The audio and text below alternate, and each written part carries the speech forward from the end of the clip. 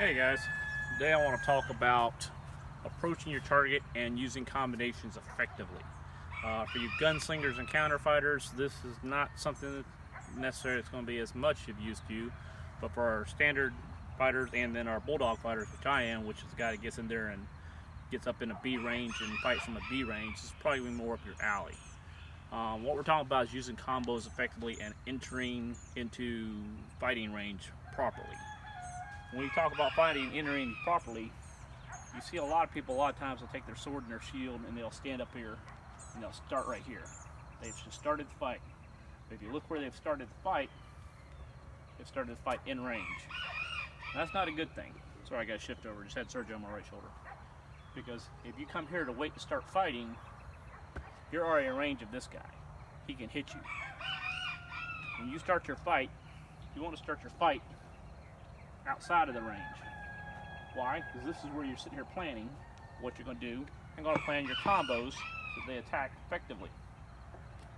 When you throw a combo, it's just not 1, 2, 3, I hit him. You got to have a plan. You know, hit him, hit him, hit him, hit him, maybe hit him. You know, what is your plan? Are you just swinging as many shots, or are you trying to get him to do something that you want him to do, or he thinks he wants to do, so that you can get him? So one of those things I like, I'm fighting left-handed, we're going to pretend I'm right-handed, so obviously pretend his shield is here. A lot of times I'll throw 1, 2, 3, and come out. Or I'll come in with a mirror quad. 1, 2, 3, come out.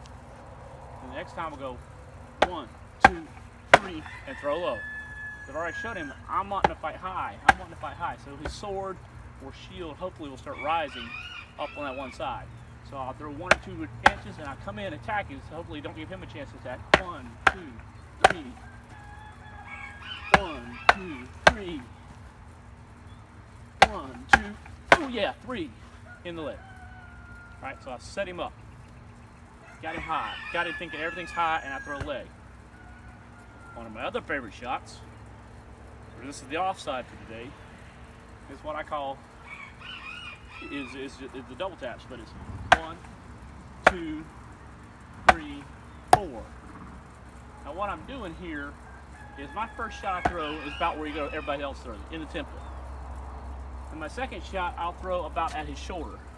What I'm trying to do is get the guy defending to go block it high, block it a little bit lower, and then block it down here for that third shot. Once, twice, 3. Now on that third shot, he may hopefully what we've got him doing is dropping his sword to about here with his shield still guarding his head. But look at this gap we're looking at. So what we're looking at is 1, 2, 3, 4. And then we lay a punch shot, hammer shot, right in the crack. We don't withdraw, we don't do anything. We just step in with it. 1, 2, 3, 4. You slam that in right in their face grill. Positive pressure to the face is all it takes, gentlemen. That's SCA rules. All right.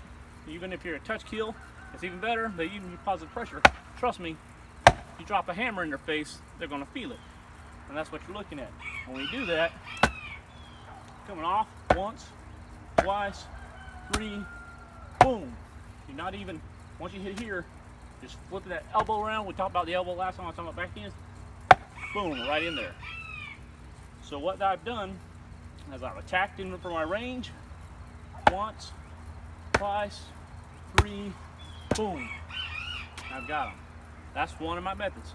But what I'm trying to get at is every time you come in for a combo, you need to have a thing. You need to have a plan.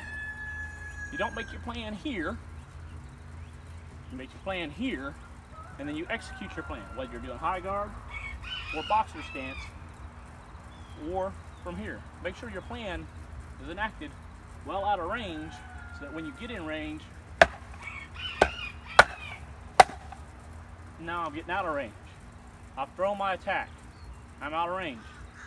But the other thing, half of that is to make sure that your attack has a purpose. 1, 2, 3. I had 3 shots the same side, but I threw 2 real fast. 1, 2, paused, let them peak, and throw the third. So a lot of times they're thinking, 1, 2, oh yeah, it's going to come over here. So everybody likes to throw threes. Now, rarely they throw it to the same side. So what I've done is I've gone once, twice, right there and let it again. And just like I'm going to come back over here, so he brings everything over.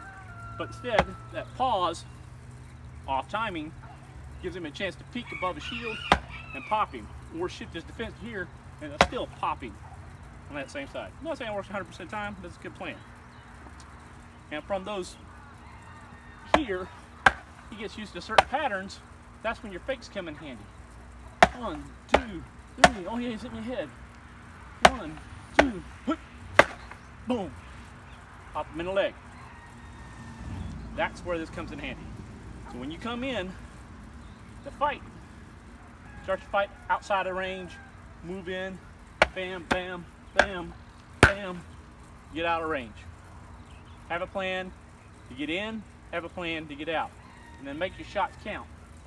Make sure you're not just throwing shots because you're throwing shots.